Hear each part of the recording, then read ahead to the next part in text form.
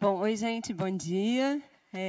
Eu sou Ana Luísa Assis, trabalho lá no Departamento de Patrimônio Genético, na Secretaria de Bioeconomia do Ministério do Meio Ambiente e Mudança do Clima. Então, eu vou falar um pouquinho para vocês sobre a relação entre o Protocolo de Nagoya e os medicamentos da biodiversidade.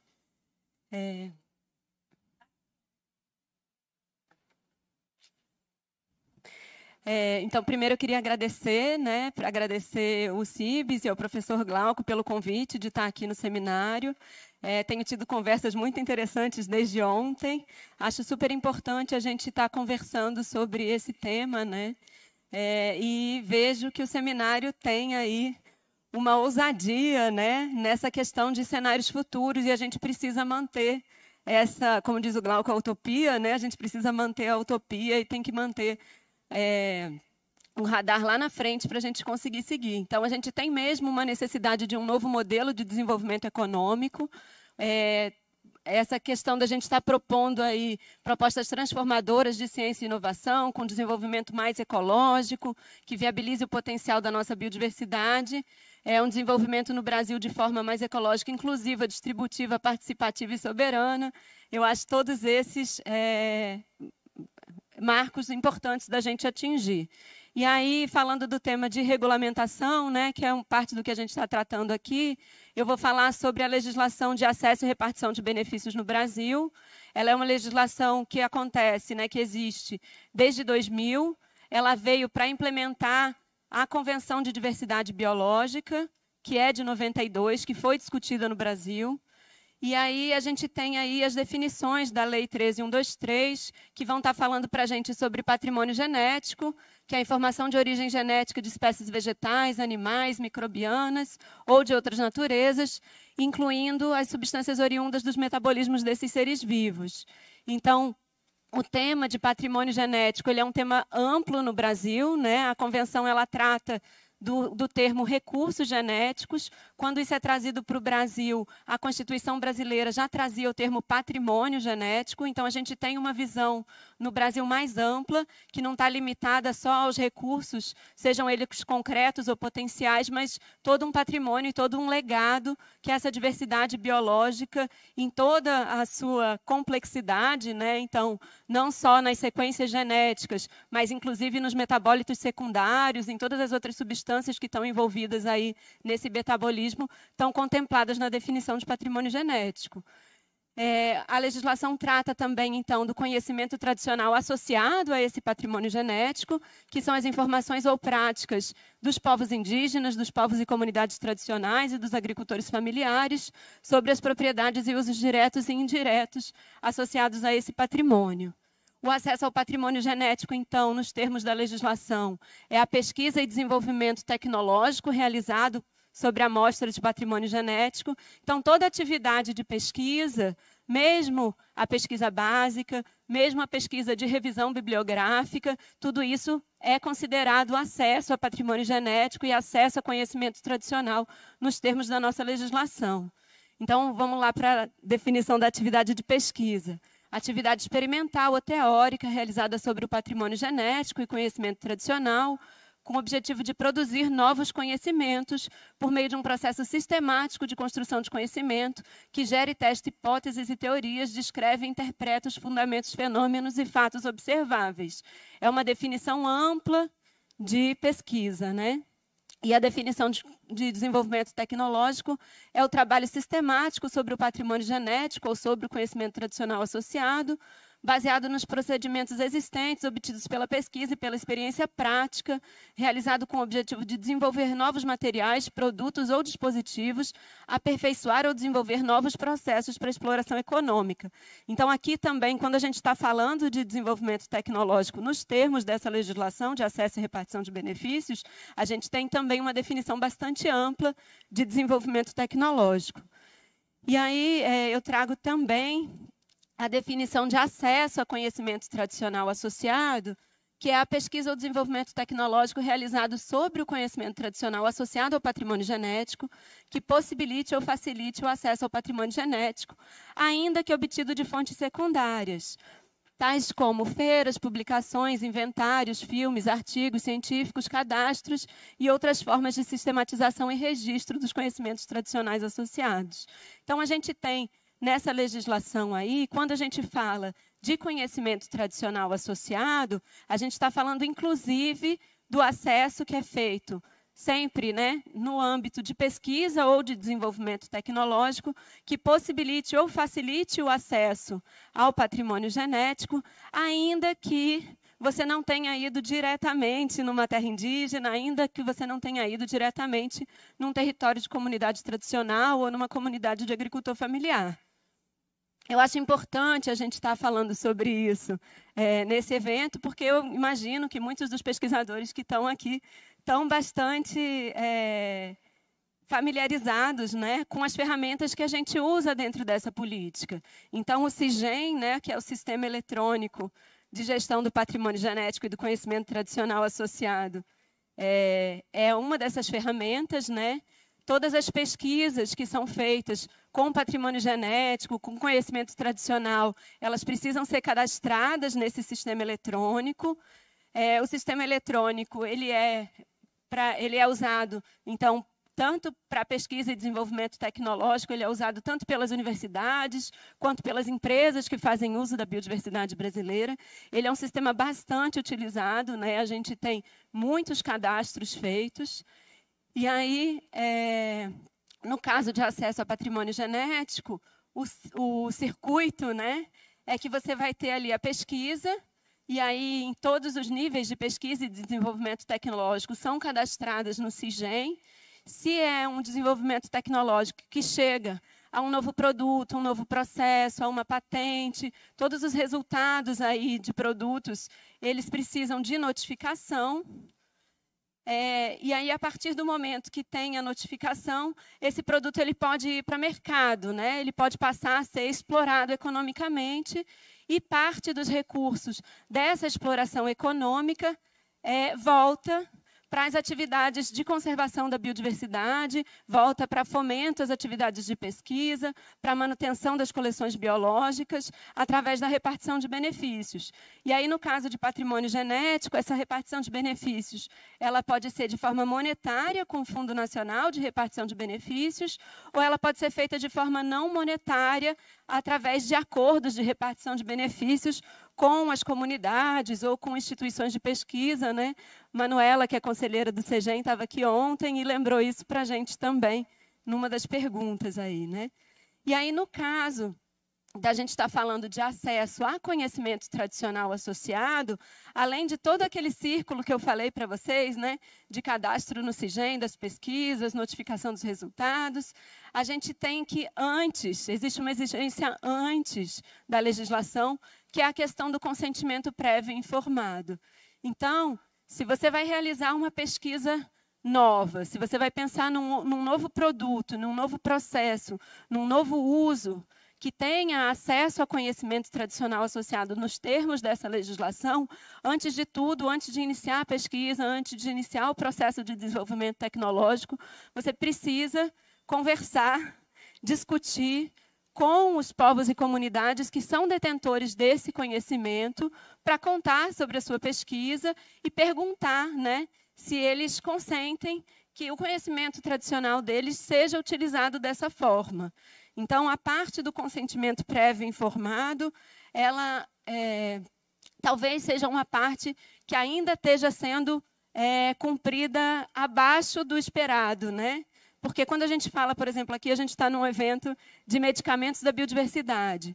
Quando a gente fala de medicamentos da biodiversidade brasileira, muitas vezes as ideias de novos medicamentos, elas partem de conhecimentos que na literatura estão como conhecimentos populares, mas que muitas vezes, de fato, são conhecimentos tradicionais. Então, a gente tem aí todo um histórico, né, de colonização, de silenciamento histórico, de apagamento de atores, que tem sido mudado, né? A gente tem buscado, enquanto sociedade brasileira, maior justiça, né, no tratamento dessas pessoas, dos povos indígenas, dos povos e comunidades tradicionais, e isso precisa se refletir também lá nos cadastros do SIGEM. A gente enquanto secretaria executiva, né, que o Departamento de Patrimônio Genético cumpre essa função, a gente, às vezes, olhando lá os cadastros, fala, poxa, ainda está baixo o número de cadastros com reconhecimento de acesso a conhecimento tradicional associado. Acho que isso é um dever da gente, enquanto sociedade brasileira, da gente mudar essa situação e passar a fazer um diálogo maior e mais aprofundado das pesquisas, principalmente aquelas feitas por instituições públicas, né, mas não só, porque a legislação exige que todas elas sejam, né, com os povos e comunidades tradicionais, para a gente ter realmente esse processo de consentimento prévio informado. E aí, pela legislação, esse consentimento prévio informado, ele pode ser feito com qualquer uma das comunidades, com qualquer um dos povos que seja detentor daquele conhecimento que está lá, né? Então, a leitura tanto dos termos da legislação, quanto do decreto, que é o 8772, que regulamenta essa legislação, pode tirar aí dúvidas em relação a isso.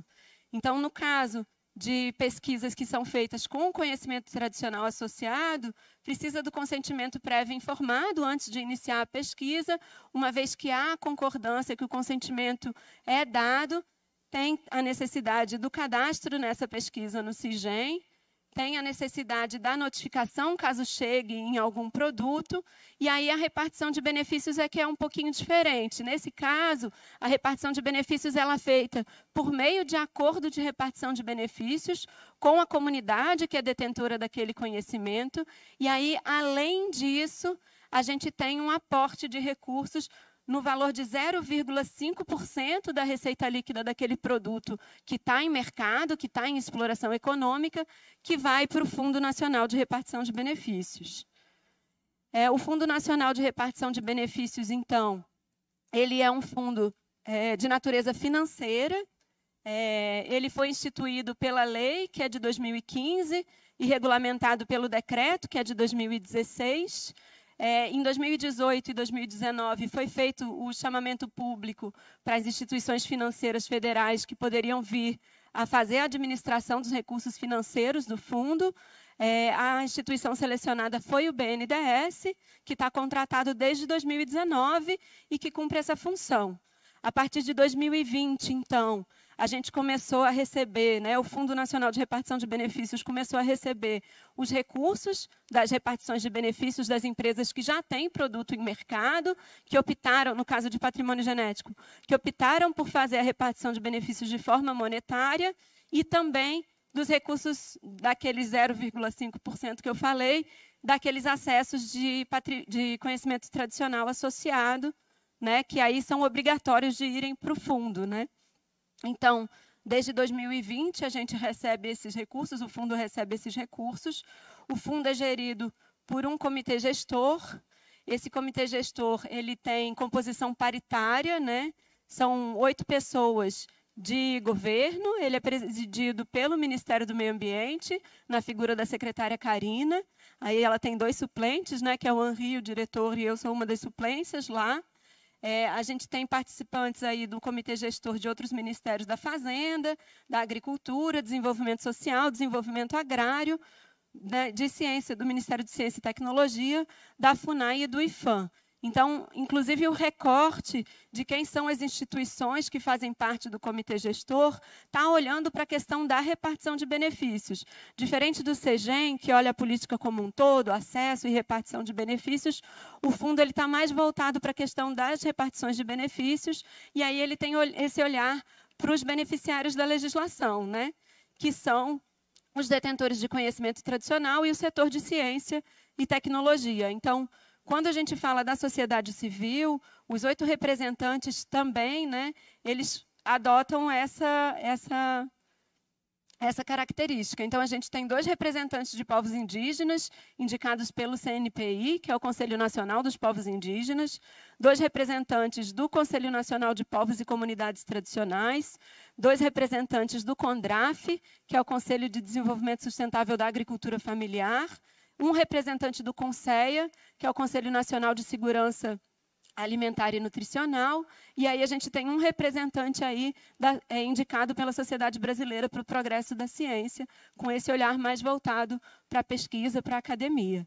Essa é a composição do comitê gestor do Fundo Nacional de Repartição de Benefícios. O fundo tem um site que, se vocês tiverem mais dúvidas, vocês podem ir lá olhar. Hoje o fundo ele conta com recursos na ordem de 9.300.000, esse aqui é o saldo de final de junho, que é o mais atualizado que eu tinha quando eu montei a apresentação.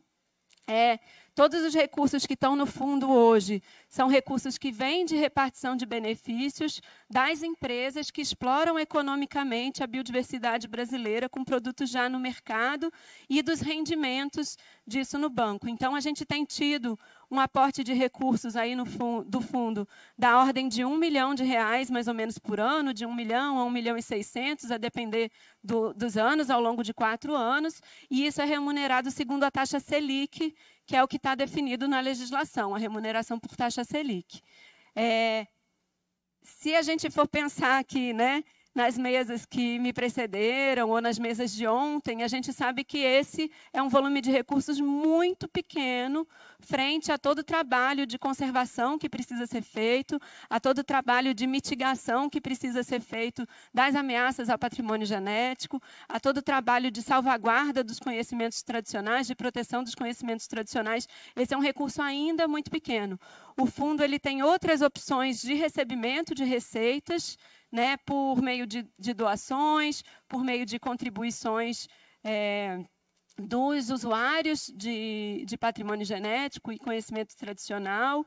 A gente tem a possibilidade aí de receber recursos orçamentários, tem a possibilidade de fazer convênios, né, projetos internacionais para aporte de recursos, mas, por enquanto, a gente ainda não tem recebido, o fundo ainda não tem recebido esses aportes, né?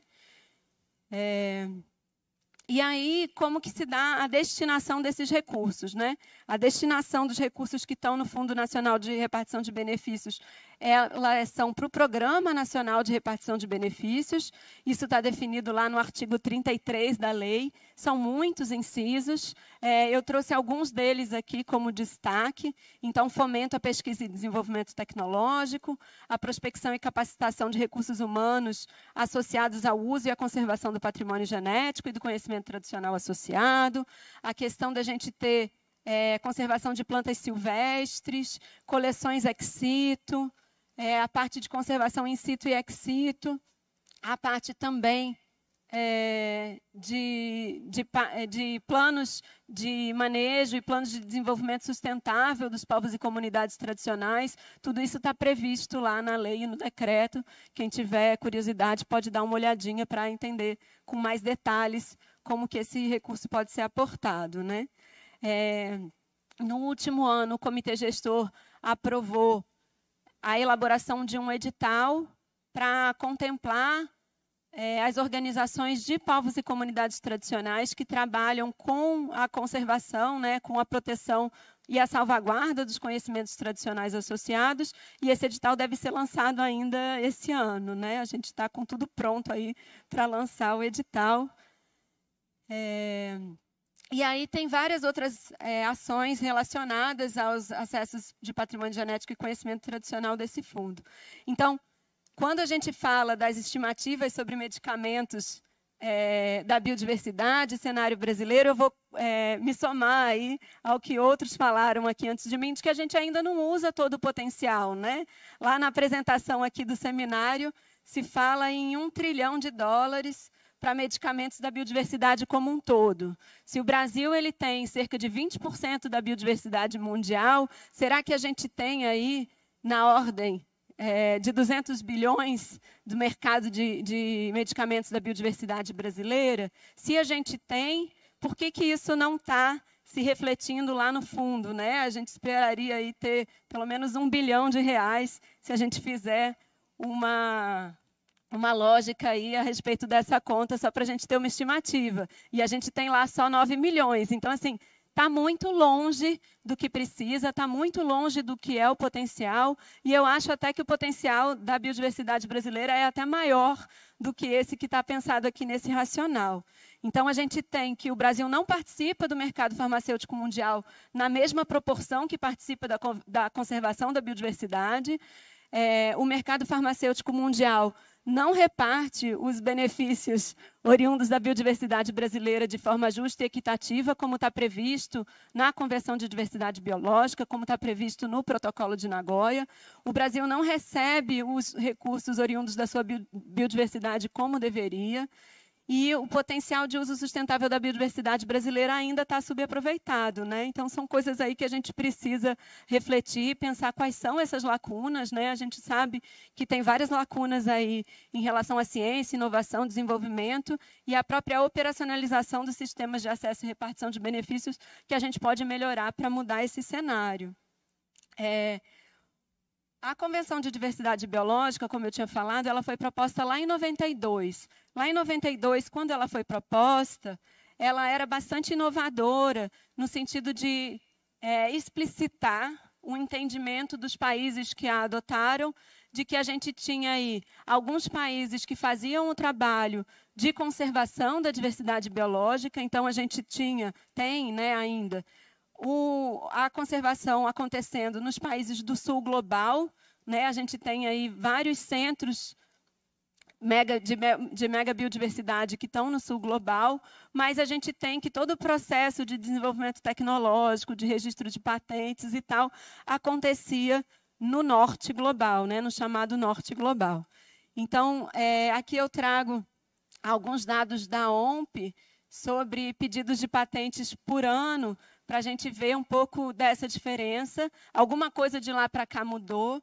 Então, aqui em 92, a gente tem os principais pedidos de patentes por Estados Unidos, Alemanha, Inglaterra, Japão, França, Suíça, Austrália, Canadá, Suécia, Suíça e Finlândia, né? E em 2012, a gente já vê a China aqui aparecendo já em terceiro lugar, né? E quando a gente fala de 2022, a China já é o principal, em números, né, de patentes. A gente sabe que esses são os pedidos por ano, é muito diferente, porque quando a gente está falando de patentes, se a gente vê o acumulado de quem detém essas patentes, aí a gente ainda continua com os países do norte sendo um player muito maior do que nesse gráfico aqui de 2022. A gente vê a China correndo aí atrás do prejuízo. A Índia é um outro país que também tem aumentado muito o número de pedidos de patente dela, mas o Brasil ainda está longe de conseguir alcançar esse ranking aqui, né? A gente não tem essa lógica, a gente ainda não trabalha nessa perspectiva. Uma das coisas da Convenção de Diversidade Biológica que levou ao Protocolo de Nagoya é que a Convenção de Diversidade Biológica ela tem 3 objetivos, né?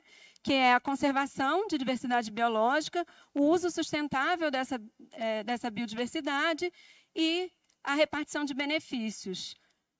A conservação, a gente avançou muito nos instrumentos, ainda que, se a gente for fazer uma análise de resultado, a conservação está muito ruim, né? A gente continua tendo aí muitas ameaças e talvez a gente precise repensar, enquanto sistema mundo, como fazer isso, porque os resultados que a Convenção de Diversidade Biológica alcançou são importantes, mas são muito aquém do que a gente precisa, né? A gente continua estando num estado de emergência aí em relação à nossa diversidade biológica.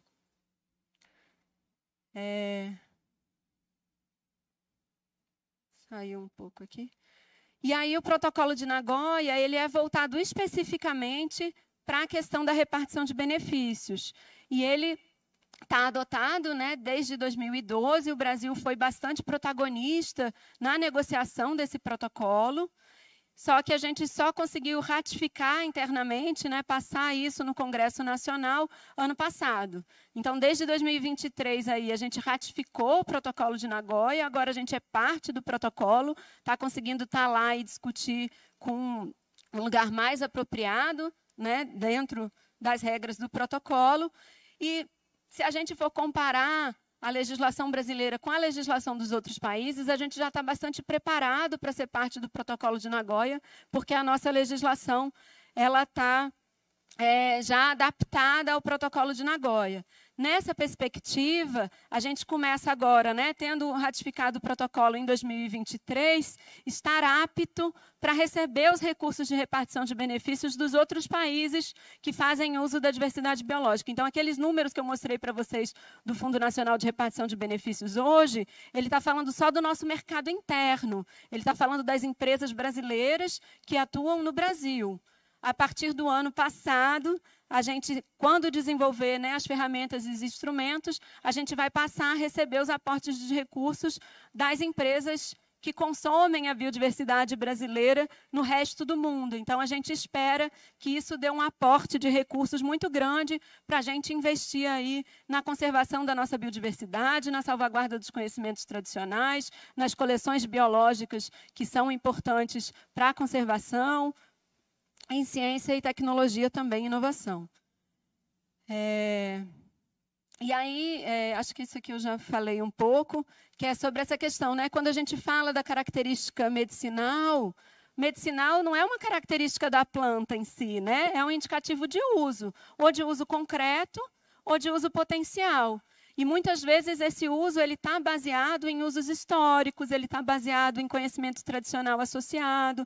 Então, a gente precisa de uma mudança aí de mindset do pesquisador, da empresa, para passar a reconhecer isso, porque a nossa sociobiodiversidade, né, o número que a gente tem de povos indígenas, de povos e comunidades tradicionais, que têm as suas práticas tradicionais de saúde, de medicina, elas são importantes para a conservação da biodiversidade e elas precisam ser respeitadas, né? Então, isso acho que é uma mudança importante, que é importante a gente sempre pontuar.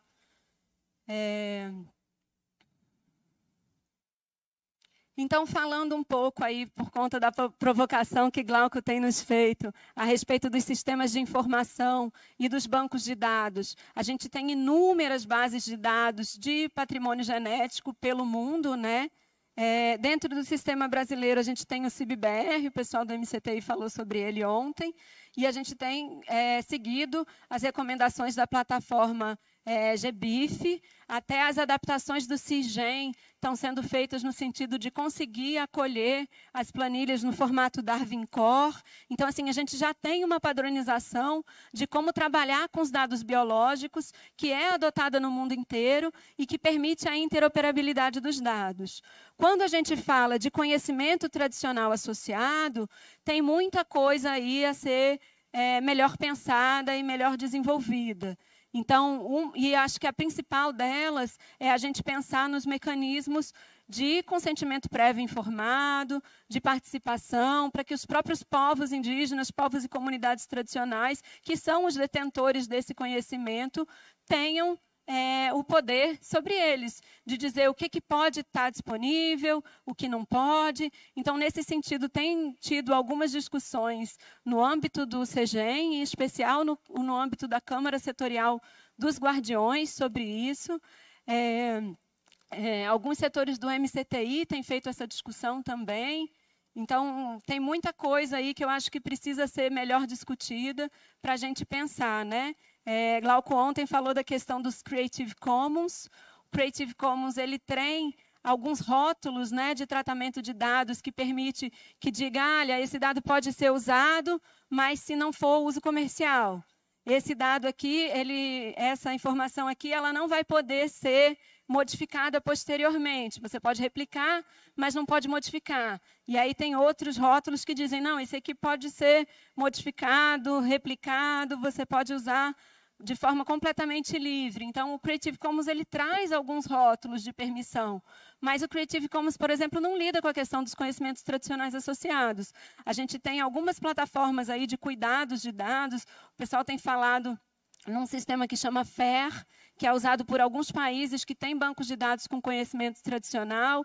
Então, eu acho que esse é um tema que ele precisa ser muito melhor pensado e discutido com os detentores do conhecimento tradicional associado, discutido com os povos e comunidades tradicionais, com os povos indígenas, com os agricultores familiares. Acho que a gente está muito longe, enquanto Brasil, de poder adotar com segurança bases de dados com conhecimento tradicional associado ainda, né? E aí, uma das coisas que eu gosto de falar, porque às vezes a gente tem um pensamento muito enciclopédico, de achar que se eu registrar tudo, se eu anotar todos os conhecimentos tradicionais e botar isso numa base de dados, eu não vou perder isso. Mas da forma como os conhecimentos tradicionais acontecem, da forma como eles são, por conta da natureza deles, a melhor forma da gente ter esse conhecimento salvaguardado a longo prazo é se esse conhecimento estiver vivo. Então, o que a gente precisa é manter essas comunidades existindo, atuando, vivas, sem ameaça aos seus territórios. Essa é a melhor forma que a gente tem de salvaguardar o conhecimento tradicional, que é tão importante para a nossa biodiversidade, né? E aí, um dado que eu queria trazer para vocês, uma informação, acho que muitos devem ter visto, que em maio desse ano, a gente passou a ter um novo tratado sobre propriedade intelectual, recursos genéticos e conhecimento tradicional associado. Esse é um instrumento que estava sendo discutido na OMP há mais de 20 anos, foi fruto de muita discussão.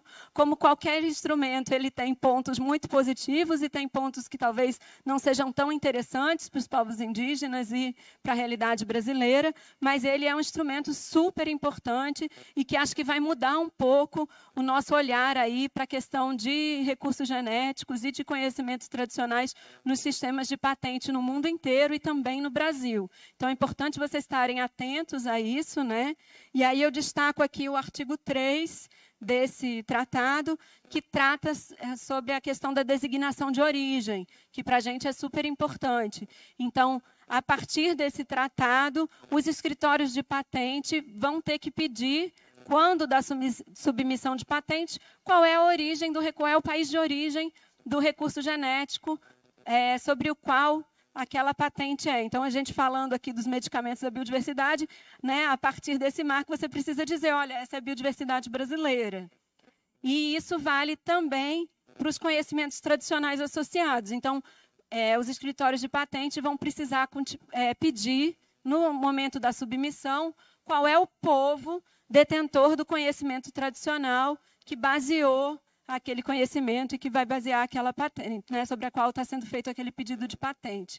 Então, isso é uma forma, esse instrumento, ele foi pensado para aumentar a transparência nas questões das submissões de pedidos de patente e ele também serve para prevenir que patentes sejam concedidas erroneamente, né? Porque a gente, ao longo da história, aí, teve muitas coisas que foram patenteadas, que foram consideradas invenções e que, na verdade, são um conhecimento tradicional de algum povo, não tem nenhuma novidade ali, não tem nenhuma atividade inventiva. Então, esse tratado ele serve para isso, né? E acho que o Brasil tem muito a ganhar com um tratado como esse sendo posto na praça. Diferente da Convenção de Diversidade Biológica, que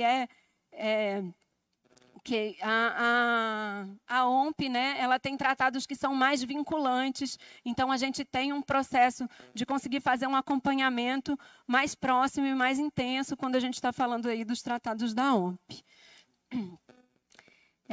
Então, acho que o nosso cenário desejado aí é um cenário desejado em comum, né? Fico muito feliz da gente estar aqui nesse seminário, com tanta gente pensando próximo, mas acho que a gente tem que ter cuidado para não cair no risco de reprodução de um modelo falho e perverso, onde a biodiversidade brasileira é vista como matéria-prima e segue desvalorizada, onde os brasileiros são mão de obra explorada, e aí eu falo dos brasileiros em todos os seus aspectos de atuação, né? Então, os pesquisadores, muitas vezes, a gente fala de fuga de cérebro, mas é fuga de cérebro porque os pesquisadores estão aqui sendo explorados. Muitas vezes, os povos indígenas, povos e comunidades tradicionais, são vistos como meros extratores de matéria-prima, e não é esse o cenário que a gente deseja, né?